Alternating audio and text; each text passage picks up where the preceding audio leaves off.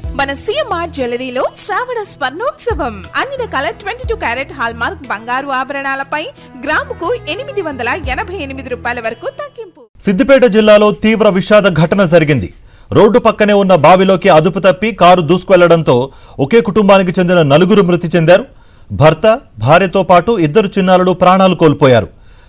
బలవంతపూర్ గ్రామానికి చెందిన రాజు తన భార్య 2 పిల్లలతో కలిసి సిద్దిపేట నుంచి స్వగ్రామానికి కారులో బయలుదేరారు.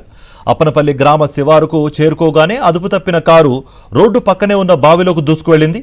బంధువుల ఫిర్యాదుతో లొకేషన్ ఆధారంగా బావిలో కారు ఉన్నట్లుగా గుర్తించిన పోలీసులు అర్ధరాత్రి సహాయక చర్యలు చేపట్టి 4 మృతదేహాలను బయటకు తీశారు.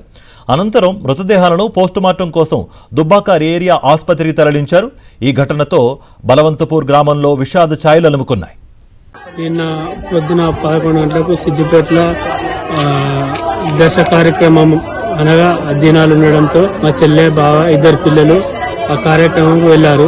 వెళ్లి రిటర్న్ అంటే 4 గంటల సమయంలో సిద్దిపేట నుండి బలంతపురం బయలుదేరుతున్న సమయంలో పనపల్లి గ్రామం చివర్ల హఠాత్తుగా కారు బావిలోకి వెళ్ళడం జరిగింది. అదే తరుణంలో 2 పిల్లలు, మా బావ, చెల్లె ఆ కారులో ఉండడంతో అంతటా. సిద్దిపేట జిల్లా అప్పనపల్లిలో జరిగిన ఘోర రోడ్డు ప్రమాదంపై మరింత సమాచారం మా ప్రతినిధి విష్ణు అందిస్తారు. ఒక నిర్లక్ష్యం 4 నిండు ప్రాణాలు బలిగొన్న పరిస్థితి కనబడుతుంది. సిద్దిపేట జిల్లాలో నిన్న జరిగిన ఘోర ప్రమాదంలో 4 మృతి చెందడం జరిగింది. ప్రస్తుతం మనం ఏదైతే స్పాట్ దగ్గర ఉన్నామో ఇక్కడ ఏదైతే రాజు అనే వ్యక్తి సిద్దిపేట నుండి తన స్వగ్రామమైన బలవంతపూర్ గ్రామానికి వెళ్తున్న సందర్భంలో నిన్న ఒక 11th డే కార్యక్రమం వల్ల బంధువులు ఒకతను చనిపోవడంతో అక్కడ కర్మకార్యానికి వెళ్ళి తిరిగి వస్తున్న సమయంలో సుమారు ఇదే ఏదైతే రోడ్డు పక్కన ఈ టర్నింగ్లో ఉన్న ఈ ప్రాంతం నుండి టర్నింగ్ చేస్తున్న సందర్భంలో ఈ పక్కనున్న బావిలో పడిపోవడం జరిగింది. ఈ బావిలో పడిన సందర్భంలో రాజు భార్యతో పాటు 2 పిల్లలు కూడా ఉన్నారు. అయితే రోడ్డుకు సమీపంలో ఈ బావి ఉండడం తను కొద్దిగా అంటే పోలీసులు ప్రాథమికంగా చెప్తున్న దాని ప్రకారం తన మధ్యమత్తులో కూడా ఉన్నట్టు కూడా చెప్తా ఉన్నారు.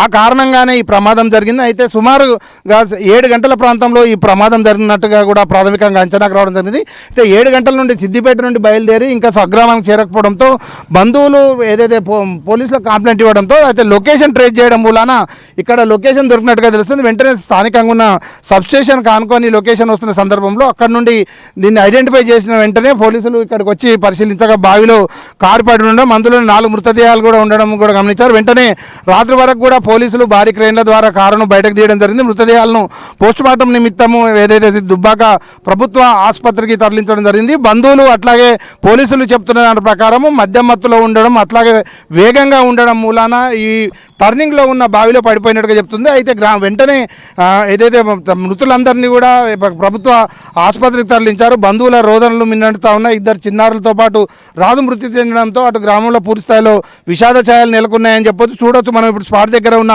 కారులో ఉన్నాము.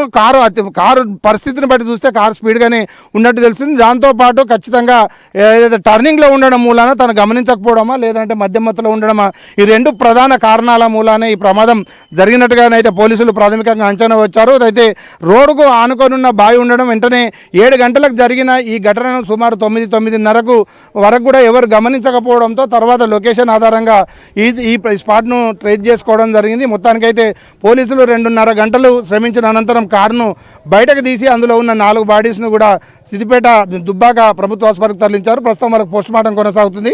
పోస్టుమార్టం అనంతరం వాళ్ళందరినీ కూడా వాళ్ళ కుటుంబ మృతదేహాలను బంధువులకు అప్పగించే పనిలో ఉన్నారు. అటు వైద్యులు, ఇటు పోలీసు అధికారులు. ముఖ్యంగా చూస్తే వేగంతో ఉండడం, మద్యంలో ఉండడం మూలానే ఈ ప్రమాదం జరిగినట్టుగా అయితే పోలీసులు చెప్తా ఉన్నారు. వీడియో జర్నలిస్ట్ నవీన్తో విష్ణు, సాక్షి టీవీ, దుబ్బాక నుండి.